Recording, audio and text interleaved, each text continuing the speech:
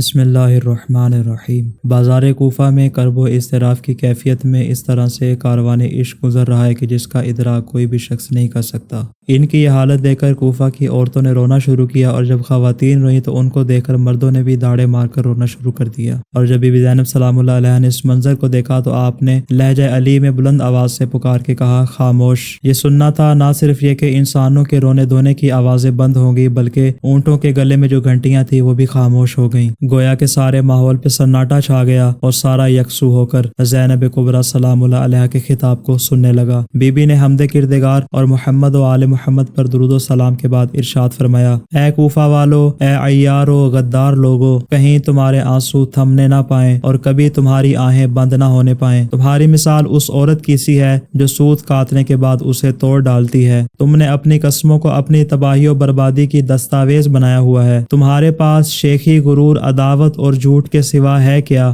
خدمت گزار لونڈیوں کی طرح چاپلوسی اور چغل خوری کرنے کے سوا تمہارے پاس کیا ہے؟ تم اس سبزے کی مانند ہو جو گندے پانی میں اگتا ہے، اور اس چاندی کی مانند ہو کہ جس سے قبروں کی تزئین و آرائش کی جاتی ہے، کہ جس کا ظاہر تو بڑا خوشنما اور خوبصورت ہوتا ہے جبکہ باطن بدصورت اور قابل نفرت۔ تم نے اپنی آخرت کے لیے کتنا برا زادرہ جمع کر کے ابھی سے بیچ رکھا ہے، اور تم نے اپنے رب کو ناراض کر کے اس کا ہمیشہ کا عذاب اپنے لیے خرید لیا ہے۔ تم وہ لوگ ہو جنہوں نے میرے بھائی کے ساتھ یہ پختہ عہد و پیمان کیا تھا کہ ان کی مدد اور ان کی پشت پناہی کریں گے، مگر تم نے عہد شکنی کی، اور کیا اب میرے بھائی حسین کے لیے روتے ہو؟ ہاں، خوب جی بھر کے رو، اور تمہارا رونا کبھی بند نہ ہو، ہمیشہ یوں ہی روتے رہو اور بہت کم مسکراؤ۔ اس بے رحمانہ قتل کا ایسا دھبا تمہارے وجود پر لگ چکا ہے کہ جو کبھی بھی نہیں دھل سکتا۔ بی بی کے اس خطبے نے شہر کوفہ میں ایک زلزلہ برپا کر دیا۔ راوی کہتا ہے کہ میں نے دیکھا کہ میرے قریب ایک بوڑھا شخص کھڑا تھا کہ جس کے اس قدر آنسو جاری تھے کہ اس کی داڑھی اس کے آنسوؤں سے تر ہو چکی تھی۔ اس نے اپنے ہاتھوں کو آسمان کی طرف بلند کر کے کہا، آپ کے خاندان کے بزرگ دنیا کے بہترین بزرگ، آپ کے جوان دنیا کے بہترین جوان، آپ کی خواتین دنیا کی افضل ترین خواتین، اور آپ کے بچے سب کے بچوں پر فوقیت رکھتے ہیں۔ تمہارا خاندان ہی کریم خاندان ہے جو عظیم فضل اور رحمت الہی کا حامل ہے۔ ابھی بی بی کا خطبہ جاری تھا کہ امام سجاد علیہ السلام نے آپ کی جانب دیکھا اور ارشاد فرمایا، پھوپھی جان، صبر سے کام لیجئے، امید ہے کہ زندہ لوگ اپنے مردوں سے عبرت حاصل کریں گے۔ آپ تو عالمہ غیر معلمہ ہیں جو کہ درسگاہ الہی کی تعلیم یافتہ ہیں۔ آپ نے دنیا کے کسی عام انسان سے نہیں پڑھا، البتہ ہمارا گریہ وزاری ہم سے بچھڑے ہوئوں کو واپس نہیں لا سکتا۔ امام سجاد کا فرمانا تھا کہ جناب زینب عالیہ خاموش ہو گئی۔ بی بی زینب سلام اللہ علیہا کے بعد دوسرا خطبہ جناب فاطمہ بنت الحسین نے دیا، اور یہ ایسا جلالی خطبہ تھا کہ جس نے تمام اہل کوفہ کو آئینہ دکھا دیا، اور بی بی نے ان تمام افراد کے ضمیر کو جھنجھوڑا اور ان کو ان کے انجام سے باخبر کر دیا۔ جب اس قدر جلالی خطاب بی بی نے ارشاد فرمایا تو تمام اہل کوفہ دھاڑے مار کر رونے لگے اور بے بسی کے عالم میں پکار پکار کے کہنے لگے، اے پاک و پاکیزہ خاندان کی دختر، بس اتنا ہی کافی ہے۔ اب ہمارے دل جل کر کباب ہو رہے ہیں اور ہمارے سینوں میں غم آتش شعلہ ور ہے۔ ان کی یہ باتیں سن کر علی کی پوتی اور حسین کی لخت جگر خاموش ہو گئیں۔ بی بی فاطمہ بنت الحسین کے بعد تیسرا خطاب بی بی ام کلثوم سلام اللہ علیہا، جن کو زینب صغریٰ بھی کہا جاتا ہے، آپ نے ارشاد فرمایا، اگرچہ آپ کا خطاب مختصر تھا مگر ایسا جامع خطاب تھا جس نے تمام اہل کوفہ کو لرزا کے رکھ دیا۔ بی بی نے حمد و ثنائے پروردگار کے بعد ارشاد فرمایا، اے کوفہ والو، تمہارا برا ہو، تمہیں کیا ہو گیا کہ تم نے حسین کو تنہا چھوڑ دیا اور ان کو شہید کر دیا، اور پھر اس پر بھی اکتفا نہیں کیا بلکہ ان کے مال و اسباب کو بھی لوٹ لیا۔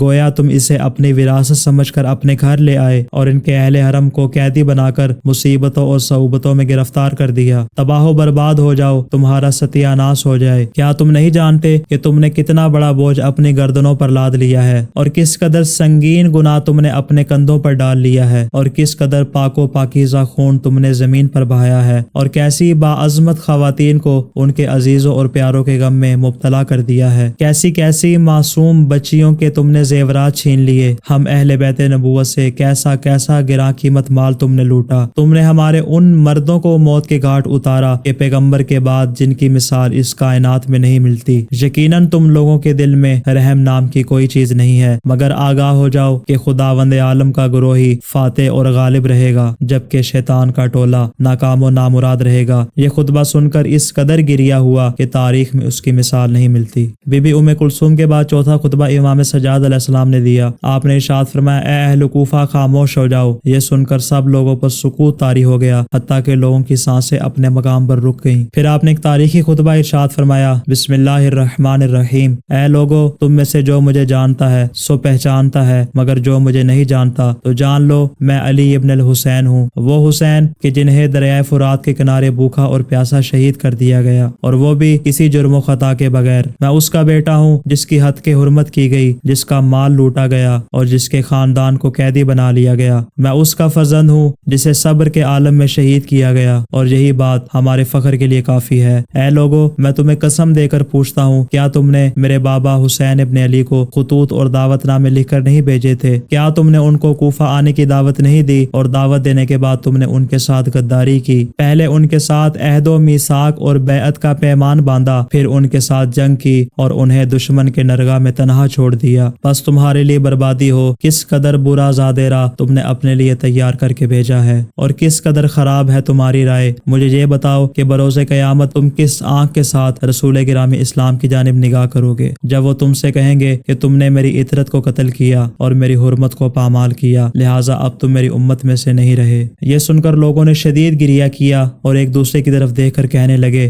دیکھ لیا تم نے، سوائے بربادی کے تمہیں اور کچھ حاصل نہیں ہوا۔ مگر اسی عالم میں امام علیہ السلام نے اپنے خطبے کو جاری رکھا اور ارشاد فرمایا، خدا کی رحمت ہو اس پر جو میری نصیحت کو قبول کرے اور خدا اور رسول خدا کی بیان کی ہوئی باتوں کو اپنے دل میں جگہ دے، کیونکہ جو کچھ میں بیان کرتا ہوں وہ حقیقت میں رسول خدا کی پیروی ہوتی ہے۔ یہ سن کر تمام لوگوں نے یک زبان ہو کر کہا، اے فرزند رسول، ہم آپ کے تابع فرما ہیں اور اپنے دلوں کو آپ کی طرف پھیر دیا ہے۔ آپ پر خدا کی رحمتیں ہوں، آپ حکم تو دیں، ہماری جنگ ہے اس کے ساتھ جو آپ سے جنگ کرے، اور ہماری صلح ہے اس کے ساتھ جو آپ سے صلح کرے۔ ہم یزید کو تخت سے اتار کے اسے گرفتار کر لیں گے، اور جن لوگوں نے آپ پر ظلم و ستم کیا ہے ان سے اظہار بیزاری کرتے ہوئے آپ کے شہیدوں کے خون کا بدلہ لیں گے۔ امام علیہ السلام نے اہل کوفہ کی جانب دیکھ کر ارشاد فرمایا، ہے ہاتھ، اے بے وفا دھوکے بازو، تمہارے اپنے اور تمہاری خواہشات کے درمیان پردے حائل ہو چکے ہیں۔ کیا اب پھر سے وہی کرنا چاہتے ہو جو اس سے پہلے ہمارے اجداد کے ساتھ کرتے آئے ہو؟ اگر حسین ابن علی کو شہید کر دیا گیا تو اس میں تعجب کی بات نہیں کہ اس سے پہلے ان کے بابا علی کو بھی شہید کر دیا گیا جو ان سے بھی بہتر تھے۔ اے اہل کوفہ، تم حسین کے قتل پہ کبھی خوشی نہ منانا، اس لیے کہ یہ ایک بہت عظیم مصیبت ہے۔ میری جان قربان جائے اس شہید مظلوم پر جسے پیاس کے عالم میں دریائے فرات کے کنارے پر شہید کیا گیا، اور جس نے انہیں شہید کیا اس کی سزا یقیناً جہنم ہے۔ السلام علی الحسین